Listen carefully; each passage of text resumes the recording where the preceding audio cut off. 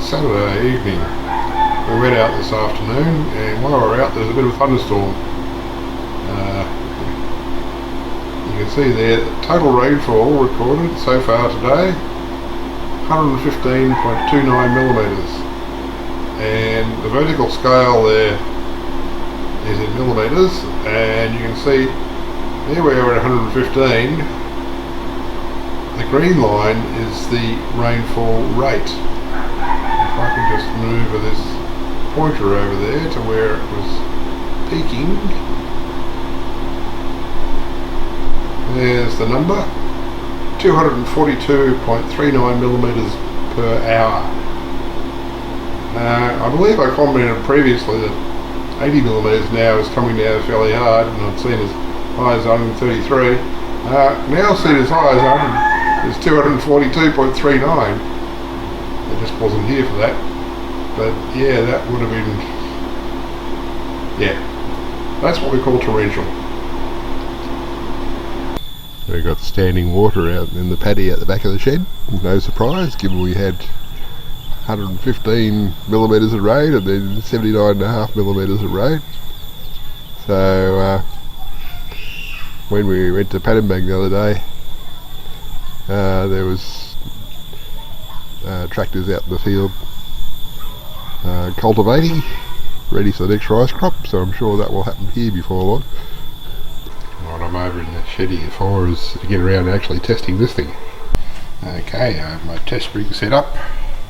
So this is simulating mains input to the top. So you can see the red LED came on. This is simulating backup input.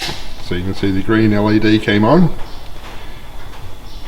It's currently set to manual. If I set to auto, it stays in the same position. If I turn off mains, switches across, switches back, turn off that, doesn't care. Okay, so now what I have to do is hook up my multimeter. Well, I'll test that everything's correct on the inputs, then I'll hook up my multimeter to the output here, and we'll see what happens to that.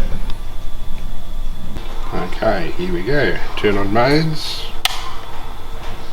Output 237, 236, okay. Turn on backup input. Still hasn't switched, so it remains the same. Now we'll force that switch over. So somehow or other we've lost 30 volts along the way.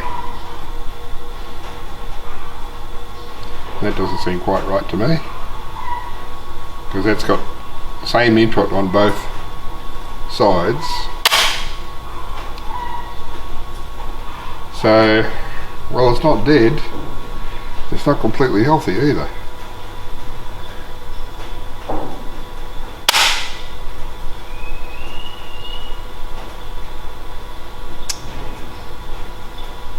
Why is it so? What I'm going to do is turn it all off and take a screwdriver to this and find out whether I can get in the insides and find out what's going on in there. Well, how this works is quite straightforward. Like, you get your physical switch here, switches between the two sets of inputs, and via these nice flexible cables connects either one of those to the outputs, which are these. And to do the automatic switching, it's got a solenoid on each side of this thing to pull on it, and the relay will be set up so that when the mains power is on, the power to the backup solenoid would be disabled. And yeah, and once it's switched, it's got these micro switches here. Once it's switched, it can disable the solenoid because it's a mechanical switching up operation via these, or held in place by these springs. So there's just a momentary activation of the solenoids. So there's nothing in there which would account for why the voltage is different when it switches to the alternate input, because it's just a straight through mechanical connection. Can only be corrosion on the contacts maybe. A few more switches back and forward should clear that up. Okay, I did a bit more switching back and forth, and you can see now it currently says 230 volts output, and that's on the backup line. 236. So it's much closer to the correct value than it was now. So I'm pretty well convinced that the problem with corrosion on the contacts in here, because they don't get used terribly often, and corrosion on the connections up in the roof of our house on the feed to this. So corrosion again.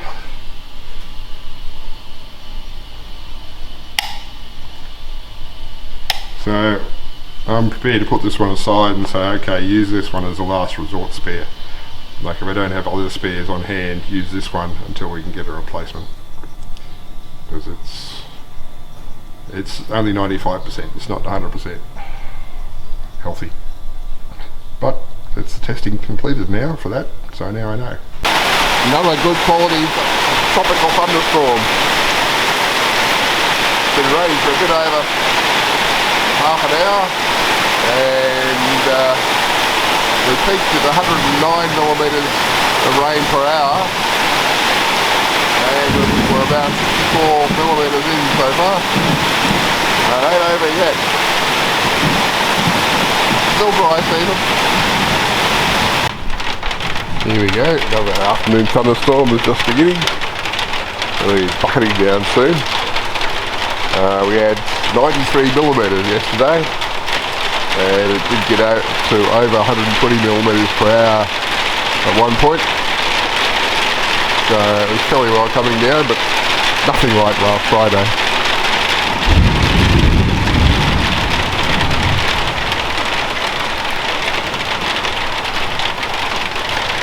That's the tropics. It's humid and wet and never cool. I think the tanks are full. Yeah, well, we're at 130 millimetres an hour and 45 millimetres of rain so far. And it hasn't been long since the last bit of video I took. I looked up to just confirm when I thought wet season and dry season were, and I'm getting varying stories out of Google. One version says today's the first day of the wet season, which ends on the 31st of March, and another one says the wet season's November to March. So I think I might have to go with the first one. Yesterday afternoon storm was good for another 82 millimetres of rain, and obviously they've done a bit of prep behind the shed here for the next crop of rice. All the electric scooters have been moved out of Lisa's back patio. Has dividers there which has come back from repair. They need new batteries, so hopefully it'll be okay now and she'll get some practice on it. But the reason they're all moved out is because there's another one of these cook-up events. I think this is for honouring Jabita's mother or father, or both. You're both deceased. So there's a horde of women out there having a great social gathering and cooking communally. So it's all a bit noisy. That's background. Oh, it's Friday. I was thinking it was Thursday. I've been a day off for a while, which is why earlier in this video I mentioned a rainfall event last Friday. Well, actually that was last Saturday. Yeah,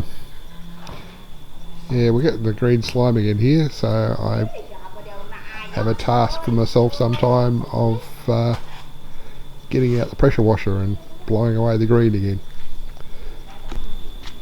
We had another 52mm of rain yesterday, which is why we still have lots of standing water here despite the ferocious evaporation rate. But having figured out it's Friday, I figure I better do a video upload. And that was problematic today because my main computer wanted to give me a lot of trouble. So I thought, okay, well I'll just use my notebook computer and use my favourite video editor on that one. Unfortunately, there was a Windows 11 update which blew away all the standard stuff, so that when I started up VideoReDo, it says, oh well, I'll just do a quick reinstall here, and now we need to go and authenticate. And of course it has to authenticate against a server which is maintained by a guy who developed and maintained the software, and he died a while back, and that authentication server's gone away, so I can no longer authenticate that software and use it, which is very sad. So then I had to go back to my main computer and struggle with trying to get that one to work, and I think it might be working now, but I don't know why it wasn't working. It was running glacially slow, showing no network traffic or very little network traffic, 4% CPU and about 16 gig out of 192 gig of memory used. So I don't know why it was going glacially slow. It's just a Windows feature, I guess. But anyway, I'm going to struggle on with it and get this video uploaded.